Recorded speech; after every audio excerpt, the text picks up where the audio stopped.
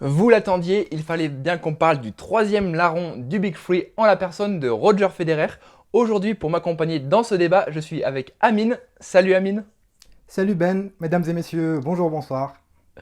Ça va alors, la forme, prêt à parler de Roger Federer? Oh que oui, le meilleur débat, hein, ça, il n'y a aucun doute là-dessus.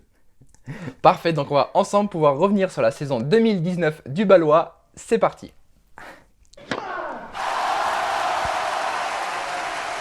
Donc on va pouvoir revenir sur cette saison. Quelques petites stats pour commencer. Roger Federer en 2019, il termine l'année à la 3e place mondiale. Il remporte 4 tournois plus la Lever Cup. Et donc sur 14 tournois, c'est 53 victoires pour 10 défaites, soit 84% de victoires.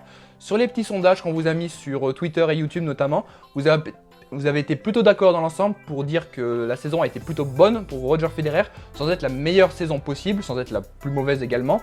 Une saison à peu près dans la lignée de ses précédentes. Toi Amine, qu'est-ce que tu en as pensé? Comment tu trouves cette saison du Suisse? Bah, je suis d'avis, je suis du même avis que nos chers internautes. Je trouve que c'est une bonne saison qui aurait pu être parfaite ou très bonne s'il avait converti l'une des 2 balles de match qu'il a eu à Wimbledon face à Djokovic. Donc à part ce match-là et ce parcours-là, le reste était très honorable pour Roger à 38 ans, de pouvoir enchaîner encore plusieurs matchs à ce niveau-là, pouvoir remporter Master 1000, faire des décimas. Donc voilà, à part ces 2 balles de match qu'il aurait pu, qu'il aurait dû, à mon avis, et pour moi en tant que fan, gagner pour encore asseoir sa légende. Et toi alors, t'en as Oui, pensé quoi? bah, c'est sûr que ce moment dans la saison fait un petit peu de tâche et Ouais. pour tout fan de Roger Federer, c'est un petit peu un couteau dans le cœur d'avoir vu la finalité, le résultat de ce match. Mais globalement, ouais, c'est plutôt une bonne saison. Donc comme je l'ai dit, il a remporté 4 tournois, donc Dubaï, Halle, Bâle, donc 3 ATP 500 et un Master 1000 pour finir. C'était en début d'année à Miami, plus 2 finales perdues. Bon, 2 finales quand même assez importantes puisque c'était le premier Master 1000 de l'année avec Indian Wells et bien sûr cette finale à Wimbledon. Donc globalement c'était une saison plutôt bonne, il a commencé l'année en jouant plutôt bien l'Open d'Australie, même s'il se fait surprendre par un jeune loup en la personne de Tsitsipas, qu'il a fait son premier gros fait d'armes dans sa carrière. Après c'est une saison sur dur américain qui est plutôt bonne. On l'a revu pour la première fois depuis 3 ans sur terre battue avec en point d'orgue Roland Garros. Une terre battue où il nous a fait plutôt des bons matchs avec 2 quarts de finale à Madrid puis à Rome et surtout cette demi-finale à Roland Garros où il a sorti un très beau match en quart de finale face à Wawrinka, mais malheureusement, et on s'y attendait forcément, une défaite assez sèche en demi-finale contre Nadal. Sa saison sur gazon ensuite est quasiment parfaite avec ce titre à Halle et cette finale à Wimbledon en ayant sorti au passage un superbe match en demi-finale face à Nadal. Mais bon, en finale, voilà, ça se joue à quelques points et comme on l'a dit, ces 2 balles de match un petit peu caviardées, en tout cas sauvées par Djokovic, font que le résultat finalement a changé de camp. Après, un petit peu pour revenir sur la suite de sa saison, sur dur américain juste avant l'US Open, il joue que Cincinnati et là il se fait surprendre d'entrée par Roublev. Match d'ailleurs, je crois, le plus court. Il me semble que tu avais une petite stat Oui, j'ai là-dessus. une petite stat là-dessus, c'est sa défaite la plus rapide depuis ses débuts en 2003-2004, il me semble. Donc ça c'est impressionnant, c'est vrai qu'on voit rarement Federer perdre un match en à peine 1 heure, voire moins. Donc bon, en tout cas ça n'a pas impacté le reste de sa saison. Il arrive a priori en pleine possession de ses moyens à l'US Open où il nous sort des très bons matchs, notamment en 8ème de finale où il inflige une vraie correction à David Goffin. Mais en quart de finale ça se complique un petit peu. Il a des petites tensions au niveau du dos, une petite blessure si on peut dire. Et il se fait surprendre pour la première fois par Grigor Dimitrov qui obtient là une victoire de prestige et revient dans le dernier carré d'un grand chelem. La suite de sa saison, enfin cette fin de saison, est plutôt bonne dans l'ensemble avec un quart de finale à Shanghai, même si là aussi il se fait surprendre par un jeune loup en la personne de Zverev, comme quoi il aime pas vraiment cette next-gen qui arrive de plus en plus. Elle lui réussit pas très bien. Exactement. Et donc après, petit titre, le 10e, la décima à Bâle, comme il a fait sa décima quelques mois avant à Halle. Donc vraiment c'est un tournoi qui lui tient à cœur et qui va jouer encore tous les ans jusqu'à la fin de sa carrière. Et pour finir, le Masters où il commence assez difficilement avec une première défaite pour son premier match face à Thiem. Il se remobilise bien en battant Berrettini Et surtout, pour la place en demi-finale qui se jouait entre Djokovic et Federer, il nous sort de son chapeau le plus beau match de l'année de sa part, tennistiquement en tout cas, face à Djokovic. Un match qui m'a vraiment fait kiffer, en tout cas personnellement, Pareil. quand j'ai pu le voir en vrai. Je pense que toi aussi ça a été pareil. Oui, ok, oui.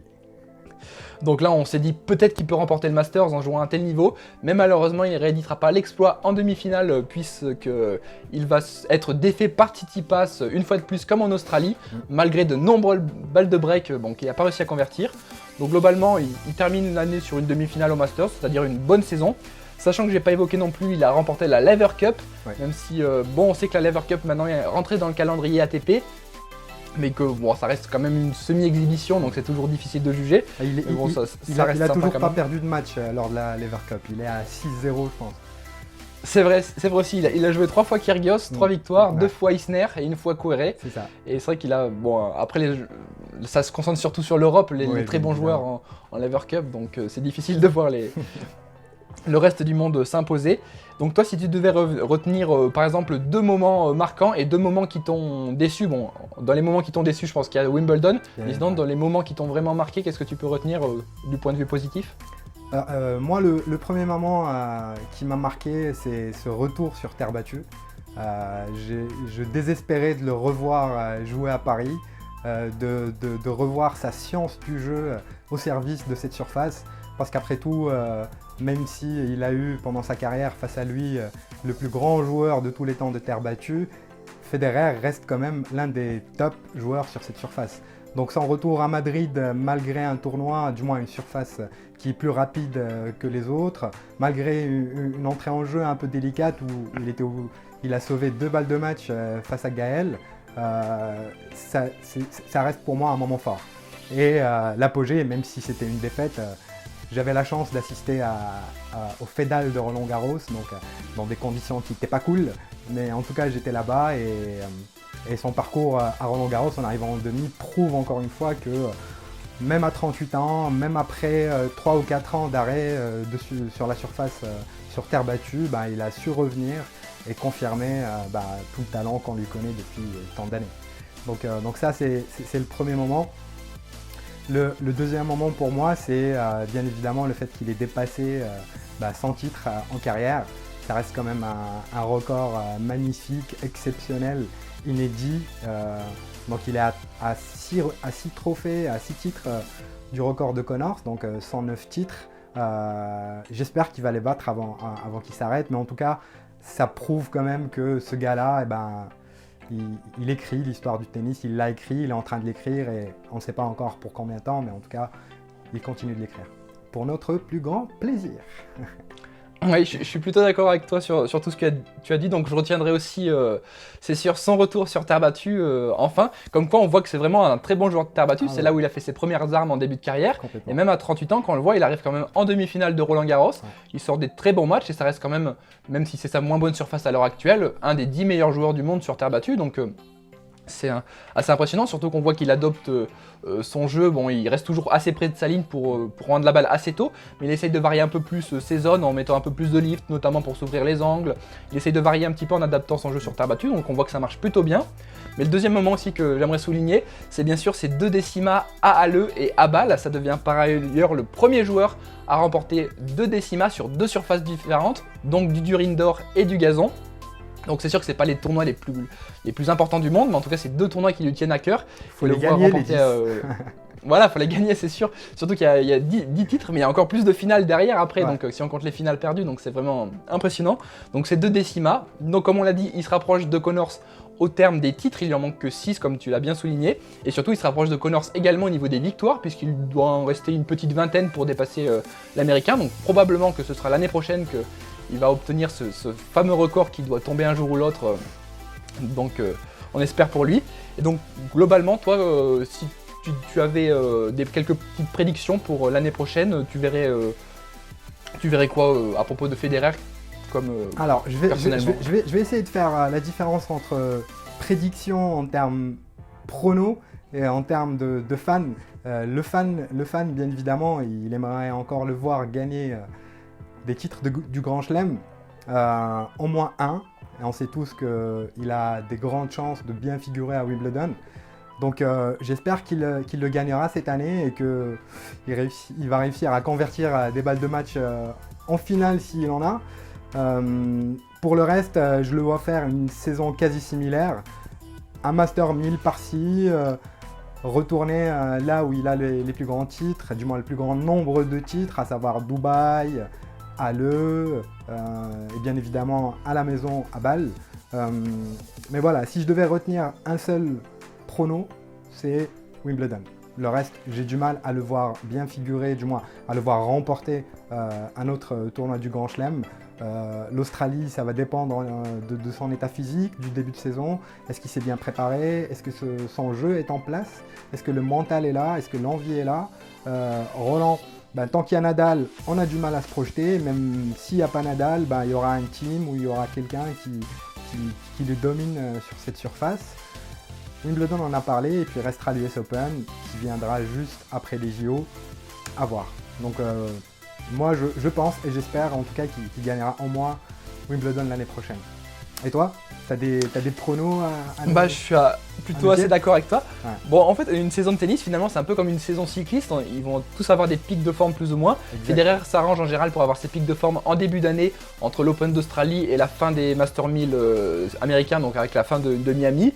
Un deuxième pic de forme à Wimbledon et peut-être un dernier petit pic de forme, même s'il est un peu plus bas en général, vers Bâle et le Masters. Donc là, si je devais miser un petit peu, qu'est-ce que j'espère de lui? J'espère le voir remporter une médaille au JO. Donc pas forcément l'or, parce que ça paraîtrait quand même compliqué vu les cadors qu'il y a autour, mais pourquoi pas une médaille de bronze, quelque chose comme ça, qui lui permettrait quand même de finir, entre guillemets, sur une bonne note, même si je pense pas que ce soit sa dernière saison. Enfin, en tout cas, on en reparlera en fin de vidéo. Voir le double peut-être avec Wawrinka. Peut-être, après je sais pas s'il va jouer le double, voir le double mix. Le double mix, ça pourrait être pourquoi pas une bonne opération, parce que quand on voit avec Benchis ce qu'il peut faire en Hopman Cup ces dernières années, ça peut être pas mal. En tout cas, je le vois rester dans le top 5 ou le top 6 a priori à la fin de l'année, donc je le vois pas trop baisser au niveau du classement. Wimbledon, ça paraît toujours compliqué, peut-être, en tout cas c'est le tournoi du Grand Chelem qui lui réussit le mieux, donc on l'espère toujours le voir gagner celui-là. Je le vois faire au moins une demi-finale l'an prochain à Wimbledon. Le gagner, je sais pas, j'espère en tant que fan, mais bon, on sait jamais. Et sinon, je le vois bien réussir en début d'année un bon Open d'Australie avec pourquoi pas une demi-finale aussi. Là aussi, aller chercher le titre, ça me semble compliqué. Mais je le vois faire plutôt une saison dans la continuité de 2019, c'est-à-dire être plutôt stable. Il peut baisser un petit peu au niveau du classement, mais rester globalement stable. Remporter un ou deux Master 1000 en plus de ces petits tournois fétiches, donc à Halle par exemple et à Bâle. Mais sinon, voilà, commencer à baisser tout doucement physiquement. C'est pour ça que la deuxième partie de saison sera moins prolifique en général que la première partie. Et voilà, après rester toujours avec son jeu agressif, essayer de s'adapter un petit peu pour pas trop baisser physiquement. Et en tout cas, je pense que l'année prochaine, à titre personnel, je pense que ça va être sa dernière vraie saison complète du début à la fin, mais pas sa dernière saison tout court.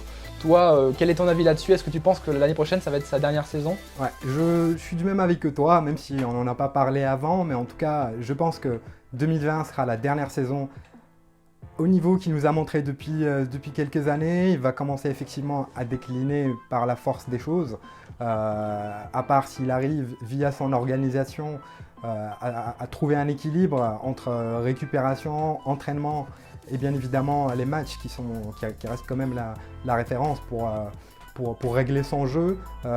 Donc oui, certainement, il va y avoir aussi une petite usure mentale qui va s'installer, les voyages, on sait très bien que c'est un papa poule, donc il aime beaucoup passer du temps avec ses enfants. Jusqu'à maintenant, il a réussi à trouver une organisation. Jusqu'à quand? Donc ça peut éventuellement le pousser à faire des choix, mais tant qu'il garde cette envie et qu'il garde un mental frais, parce qu'on l'a vu cette année, du moins sur 2019, il a réussi malgré tout, malgré les aléas qu'il a pu avoir, à garder une espèce de fraîcheur qui lui permettait à chaque fois d'aller loin dans les tournois, de s'en sortir dans des situations compliquées. Il a gagné 7 matchs en ayant perdu le premier set, donc c'est plus de la moitié des matchs où il a perdu le premier set qu'il les a gagnés. Donc ça montre qu'il est toujours là, qu'il est combatif, qui peut aller chercher les meilleurs, même si, comme tu l'as évoqué tout à l'heure, il reste un petit peu, on va dire, la next-gen commence à prendre le dessus sur lui, plus que sur Djoko et Nadal. Nadal, bon, il les domine quasi tous, Djoko un peu plus que Federer. Et Federer, malheureusement, comme on a vu cette année, Tsitsipas, Zverev, même Rublev qui a fait une fin de saison extraordinaire pour moi, a réussi à le battre dans un match ultra rapide. Donc à voir comment il va réagir, s'il va les croiser assez tôt dans les tournois, en huitième, en quart, ça peut lui faire des matchs à rallonge qui l'empêchent d'avoir la fraîcheur pour les demi et la finale. Donc c'est à mon avis là où ça va jouer, pouvoir gérer la programmation, garder sa fraîcheur mentale et surtout rester l'artiste qu'il est. Et c'est grâce à ce relâchement, à ce côté un peu nonchalant qu'il a sur le terrain, qu'il arrive à s'économiser, je pense, plus que d'autres joueurs qui sont totalement crispés. C'est comme ça qu'il arrive aussi à faire des points magnifiques. Je vais vous mettre un lien d'une vidéo, les plus beaux points de Federer en 2019, et vous allez vous régaler. Donc tant qu'il arrive à maintenir ça, je pense qu'il nous fera une saison quasi similaire à 2019, avec la victoire à Wimbledon en prime. Allez, on va croiser les doigts. Et espérons, oui. Moi, je suis plutôt d'accord, c'est vraiment sa programmation et cette fraîcheur qu'il a depuis toutes ces années et qui lui permet encore de continuer. D'ailleurs, il le dit souvent en interview, j'ai la chance d'avoir ma femme et mes enfants qui me soutiennent tout autour de moi toute l'année. Et si je voyais qu'il commençait à se désintéresser du tennis et qu'il voulait que j'arrête, bah, probablement ça accélérerait ma décision d'arrêter. Donc on voit que c'est vraiment tout un bloc qui fait qu'il continue à jouer, et c'est vrai que très probablement ça va être la next gen qui va certainement le pousser dehors, parce que quand on voit que Nadal n'arrive vraiment plus à le battre hors terre battue, que Djoko, bah, ça se joue souvent à pile ou face entre les deux et on va dire qu'ils sont quasiment du même niveau, on voit qu'il y a de plus en plus de défaites qui sont sur Federer, enfin qui sont de la part de la next gen envers Federer. Et donc, tant qu'il y a cette fraîcheur tout au long de l'année, comme on l'a vu notamment à Bâle, bon, certes, c'est son tournoi fétiche, c'est sa ville natale, mais ça reste un ATP 500. Et quand tu vois cette année les larmes de joie qu'il a, les larmes d'émotion qu'il a à la remise du trophée, tu avais l'impression qu'il avait gagné Wimbledon une 9e fois ou quoi.